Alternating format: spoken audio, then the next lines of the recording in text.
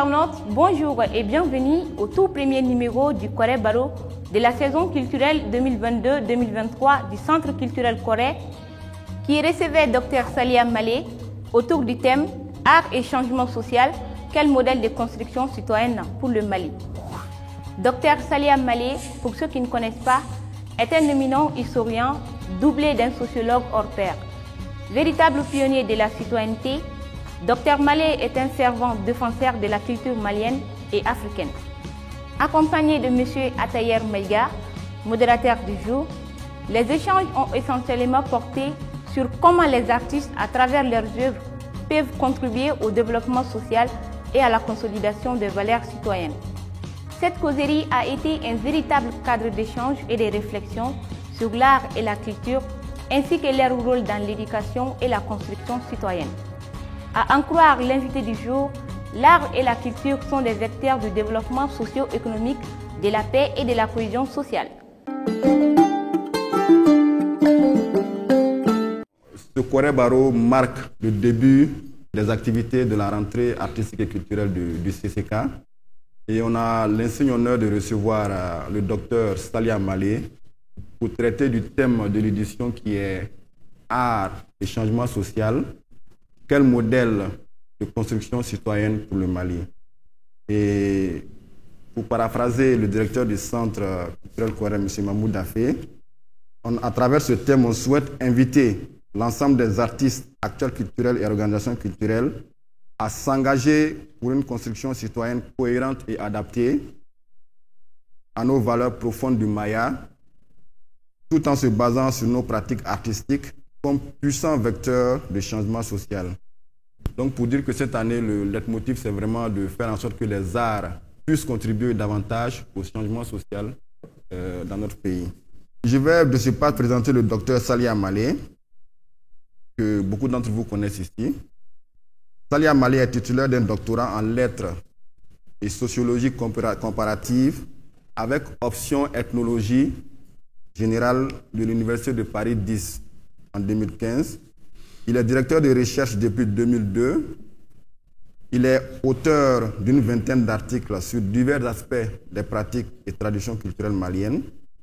Dr Malé a été directeur adjoint du Musée national du Mali et directeur du Master en action artistique et culturelle MAC du Conservatoire des arts et métiers multimédia Bala Faseke Kouyaté. Dr Malé également intervient comme formateur dans le cadre du Master en Management culturel de l'Institut Corée des arts et métiers ici à Ségou depuis le début de l'année. Donc on va sans plus tarder passer la parole à Dr Malé pour son exposé introductif. Merci à M. Atayer pour cette présentation qui me va droit au cœur. Sur les questions de changement, je pense que d'abord, il est extrêmement important de savoir aujourd'hui la place de l'artiste, la place de l'art dans nos sociétés. Ce débat est très ancien.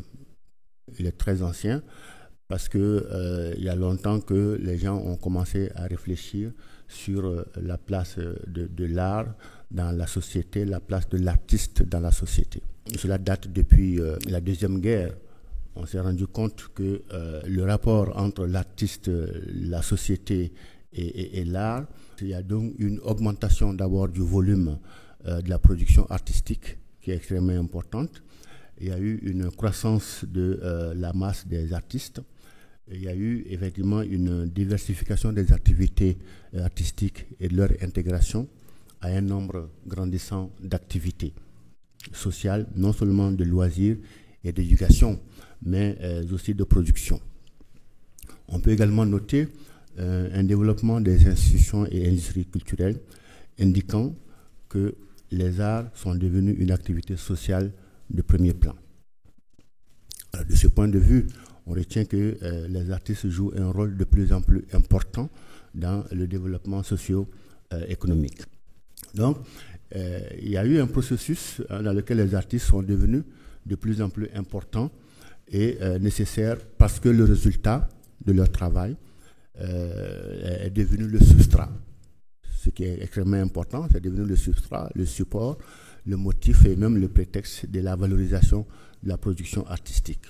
L'art et la culture sont donc des instruments au service de la société. L'art et la culture sont des instruments au service de la liberté d'expression, de la promotion de la paix et du développement durable. Au travers de son action, l'artiste renforce le rôle de la culture comme vecteur de changements sociaux. Les œuvres des artistes nourrissent à la fois l'intellect et les sentiments.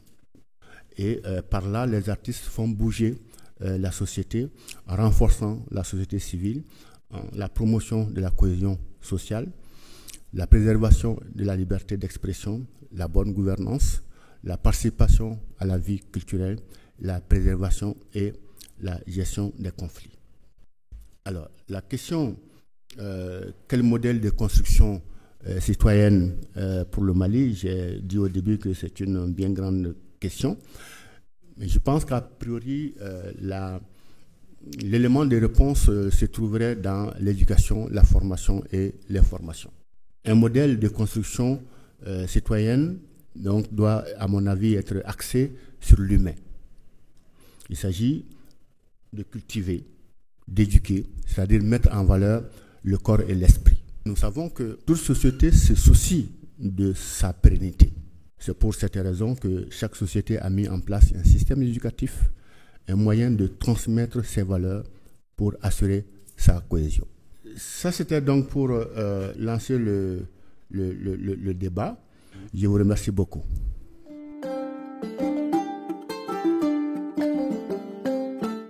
Donc, on va recenser une première liste de 5 personnes. Je remercie bien Dr Salia Malé. Le conférencier, dans son exposé introductif, a parlé de beaucoup d'éléments qui reflètent un peu nos valeurs culturelles. Donc l'art a toujours apporté le changement dans notre société avec les théâtres tels que Wari, de Gimba et Freke Nyagami Bougou, etc. Monsieur Diallo. Merci beaucoup. Alors, le conférencier a parlé tantôt de certaines valeurs maliennes, le maya, etc. Donc, il dit, mon point de vue, il a parlé des contenus. Est-ce qu'il n'est pas important aujourd'hui d'aller aussi vers une certaine structuration des contenants?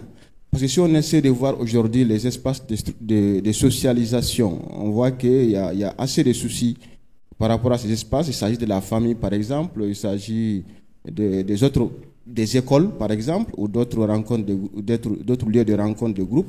Donc moi, je pense qu'aujourd'hui, il faut essayer de voir davantage ces espaces de socialisation, voilà, pour qu'effectivement les valeurs dont vous parlez puissent être mieux enseignées, mieux apprises. Lassana Ego Diarra. Bonjour. Je pense que c'est très bien d'aborder les valeurs traditionnelles maliennes en termes de construction citoyenne. Et je pense que si on a un peu plus de temps, s'il peut plus aller en profondeur, ce ne serait que tant mieux pour nous. C'est quelle éducation citoyenne? Que pensez-vous, docteur, pour matérialiser l'art dans l'éducation nationale? Première question. La deuxième question, vous avez parlé de Maya. Tout repose sur ça, effectivement. J'ai appris beaucoup par rapport à votre exposé. Dans votre exposé, j'ai beaucoup appris le Maya et vous avez dit beaucoup de termes. Voilà. Et comment on peut concilier le Maya et le malidéen?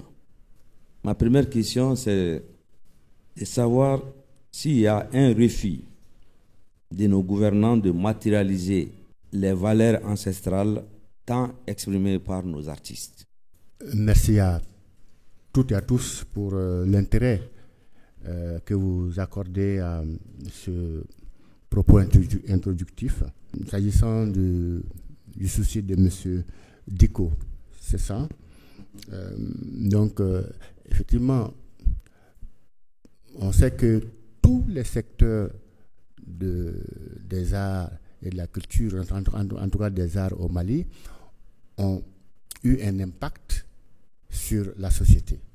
Quand on prend le secteur du cinéma, le secteur du théâtre, les festivals et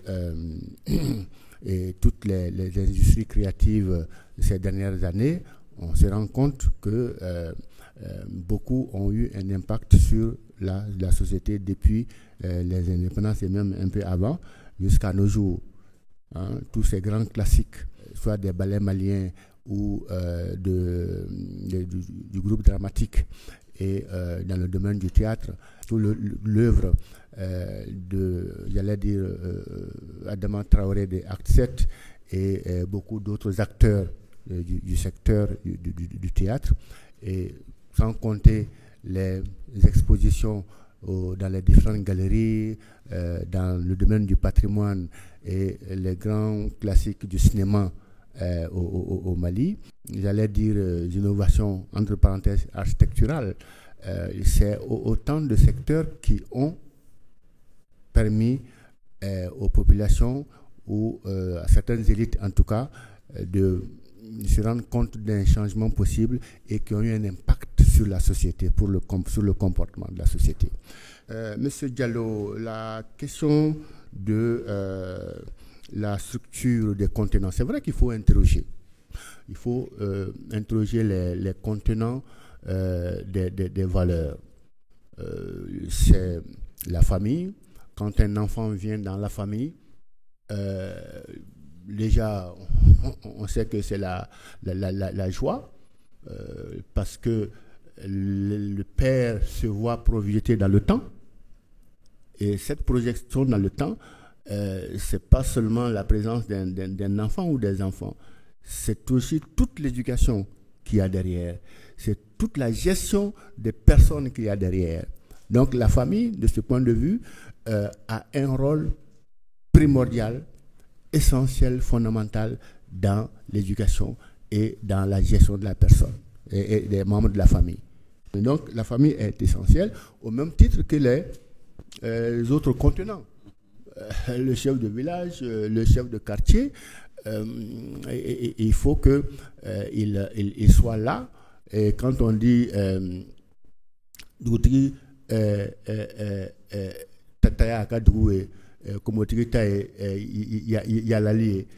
les rôles sont définis. Le chef de village, il sait qu'il doit s'occuper d'eux. Des membres de sa famille, de son village, s'interroger sur l'avenir du village, faire les sacrifices propitiatoires et pour donc faire en sorte que la prospérité vienne au niveau du village. Le chef de culte, le Komotigi, il fait le tour du village, il a la spiritualité du village dans lequel entre le Dugutigi. Le Dugutigi fait partie de la sphère de spiritualité du Komotigi. Donc, je pense que la définition des rôles et que le fait que chacun assume son rôle est extrêmement important dans une organisation sociale. Donc, tant le contenu de l'éducation doit être défini, mais également le rôle de chacun dans le système doit être défini. Et définir veut dire qu'il faut que la société elle-même parvienne à définir le type de personnes, hommes et femmes, dont elle a besoin dans l'instant T ou peut-être dans une vision prospective pour savoir nous voulons bâtir tel type de société et cela commence par l'éducation dès aujourd'hui. Monsieur Maïga, merci pour vos commentaires. Et quelle éducation citoyenne matérialiser l'art social dans l'éducation nationale? La question de l'éducation citoyenne. Bon, j'avais pensé que la question de l'éducation citoyenne est générale, est totale. On ne peut pas la dissocier de notre système éducatif. Il faut que le système éducatif malien, qui est aujourd'hui composé de 3 composantes, il y a une composante traditionnelle qui repose sur tout ce que nos populations, nous connaissons dans la tradition. Il y a une composante d'inspiration arabe, il y a une composante d'inspiration occidentale qui produisent des produits différents, avec des objectifs différents. Alors, je pense que nous devons parvenir à homogénéiser, à fusionner tout ça, que ça ne soit pas un peuple syncrétisme, mais que ça soit, comme dit l'autre, que la mayonnaise puisse prendre et que ça soit à partir d'une vision que nous sachions exactement quel type de citoyen nous voulons demain et que le mécanisme de construction, de bâtir ce type humain puisse être mis en place. Comment concilier le Maya et le Mali-Daignan? Je dirais que le Maya devrait être la mère du Mali-Daignan. C'est-à-dire que découler forcément du Maya, mais le Maya dans ses acceptions profondes, initiales, sans être galvaudé, avec des normes respectées, avec des normes rigoureuses, avec des normes à la limite frôlant la sacralité. Parce que quand une norme n'est pas perçue, vécue comme sacrée, on ne la respecte pas toujours. La question de jurer aujourd'hui devant un pupitre, je jure au nom de je ne sais plus quoi. Alors, le serment, allons-y là-dessus. On peut s'interroger au nom de quoi on jure et sur quoi on jure. Oui, la communauté des anciens, des présidents en exercice ou des grandes personnalités est conviée pour venir en être les témoins, mais après, et c'est complètement différent d'un serment initiatique. La question du serment initiatique, lorsque vous prenez le serment initiatique devant un objet de culte, en présence de prêtres initiatiques, avec en arrière-pensée une entité forte, vous savez ce à quoi vous vous engagez. Je pense que c'est un peu le tour des éléments de réponse que j'ai pu apporter aux questions.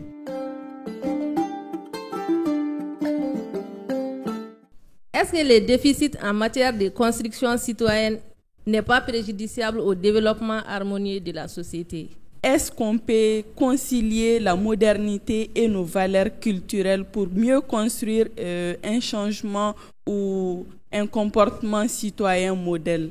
J'ai une question, mais basée sur 3 axes en fait. On parle de construction citoyenne. Moi, je voudrais savoir quelle est la place de la langue, la place du pouvoir économique et la place des canaux de construction dans cette construction citoyenne. Je pars du constat que pour la construction citoyenne, pour moi, l'école devait être le creuset de la formation des citoyens dans le cadre d'une république normale. Mais malheureusement, dans le contexte malien, tout le monde, on sait tous, et les limites de notre système éducatif aujourd'hui par rapport à un certain nombre d'aspects. Et par exemple, depuis un certain temps, on constate que l'État a beaucoup reculé dans la prise en charge du dispositif éducationnel et que cela a été mis dans le domaine du privé. Et tout le monde sait comment le milieu du privé fonctionne. Les gens sont beaucoup plus soucieux du gain financier que de la construction des citoyens maliens de demain dans ces écoles-là. Et donc, face à un tel constat, moi je me pose la question de savoir quel peut être l'espace de construction de ces citoyens-là. Et en fait, beaucoup d'intervenants ici ont mis un accent particulier sur la construction et l'éducation citoyenne. Donc de là, j'ai une contribution à faire. Je veux vraiment qu'on envisage une intégration de nos valeurs culturelles et artistiques dans les programmes scolaires.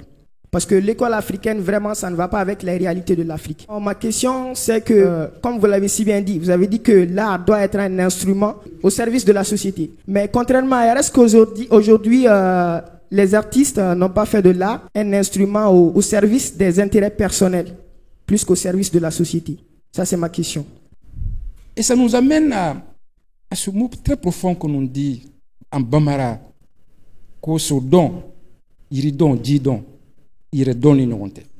Et notre principal défi aujourd'hui, c'est d'abord de se connaître. C'est pour ça que je trouve que c'est extrêmement important d'avoir des gens comme les Salia Malé avec nous, le professeur Ibandiaï qui travaille beaucoup, les Fodé Moussa, etc., qui nous permettent, les Korodouga, qui nous permettent de nous rappeler encore que nous avons existé, que nous comptons, que nous avons quelque chose à donner, d'abord pour nous-mêmes et peut-être pour l'exporter. Donc le chantier, il est vraiment immense. Il est vraiment immense et je vais terminer là-dessus en vraiment résumer la chose en ceci. Il y a un mur entre trois pans qu'il faut casser. Ceux qui savent, ceux qui font savoir et ceux qui utilisent le savoir. Donc vraiment le défi, il est pour nous tous, pour casser ces murs-là. Et peut-être il faudrait que ceux qui sachent s'engagent beaucoup plus dans la décision, dans les systèmes de prise de décision. Ben, je vais m'arrêter là. C'était une contribution, ce n'était pas une question. Je vous remercie. Une fois de plus, c'est des éléments ou des propositions de réponses. Ce n'est pas forcément des réponses à satisfaction. Et les éléments que je voudrais échanger avec vous, concernant par exemple la question de Madame Boiré Bintou, est-ce que le déficit de la construction citoyenne n'a pas été préjudiciable au développement de la société? Oui, on pourrait dire oui. On pourrait penser comme cela si on part du principe qu'il y a eu échéance ou déchéance sociale, qu'il y a eu une faillite sociale. Nous sommes aujourd'hui dans une situation où on peut penser à juste titre que la construction citoyenne n'a pas joué tout le rôle qui devait être le sien. Et qu'il faut donc repenser. Et c'est cette interrogation de repensement que nous sommes en train de vivre aujourd'hui. Aminata, sur la question des jeunes et de la modernité, il n'y a pas de contradiction entre modernité et tradition. L'une se nourrit de l'autre. La modernité ne vient pas du néant. La modernité puise dans le passé, dans la tradition, pour se faire valoir. La place de la langue, le pouvoir économique, les canaux de construction. Merci, M. Djigilaï. Oui, on est d'accord sur la question de la langue. Donc, je pense que la pertinence de la langue est essentielle. C'est posé aujourd'hui. Alors, comment y arriver? Quelle langue choisir dans un contexte multilinguistique, multilingue, avec les velléités de revendication identitaire. Vous dites aujourd'hui, on prend le Bamanankan comme langue officielle ou langue de travail. D'autres porteurs produits humains d'autres langues vont se demander pourquoi le Bamanankan, pourquoi pas l'autre. Et nous avons été confrontés à cela au Musée national. Lorsqu'il est question, il s'est agi de choisir un objet symbole comme logo du musée, ben, on n'y est pas arrivé. Parce que les questions de revendication identitaire se sont vite posées. Et des fois, il faut la résoudre d'autorité. Parce que si on parle le français aujourd'hui, même en France, la langue française, les francs, donc, a été imposée aux autres à un moment donné.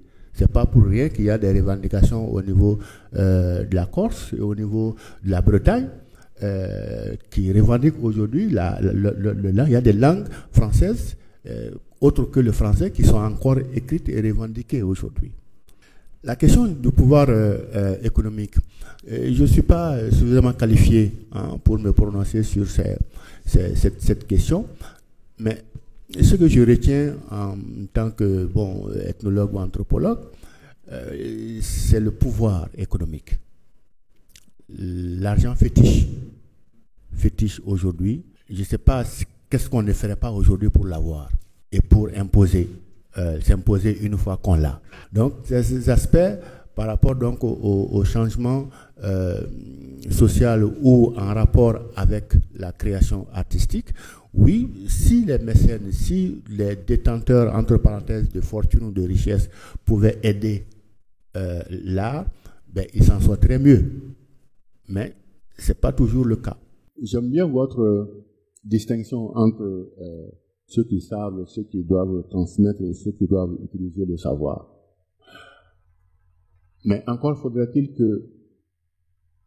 qu'on connaisse et qu'on vérifie la consistance des savoirs. Je pense que une fois qu'on sait, on fait un inventaire ou un focus sur les savoirs existants et ceux qui détiennent, la question de ceux qui les font savoir, parce que là, on est dans le mécanisme de transmission. Et le mécanisme de transmission obéit effectivement à des règles qu'il faut en même temps savoir, qu'il faut édicter et qu'il faut imposer. Maintenant, une fois que la transmission est faite, qu'est-ce que celui à qui on la transmet en fait? Est-ce qu'il l'utilise bien? Est-ce qu'il l'utilise mal? Est-ce qu'il a déjà compris ce qu'on lui a transmis? Et à quelle fin? Ça suppose qu'il faut définir le type de société dont on a besoin demain. Merci beaucoup. Merci, M. Mallet. Merci à tous pour votre disponibilité. Je pense qu'on est au terme de ce numéro du Corée Barreau. On pourra continuer les échanges tout à l'heure au niveau du cocktail. Je tenais à remercier au nom du directeur du centre et de toute l'équipe, toute l'assistance. Merci à tous et rendez-vous pour le cocktail.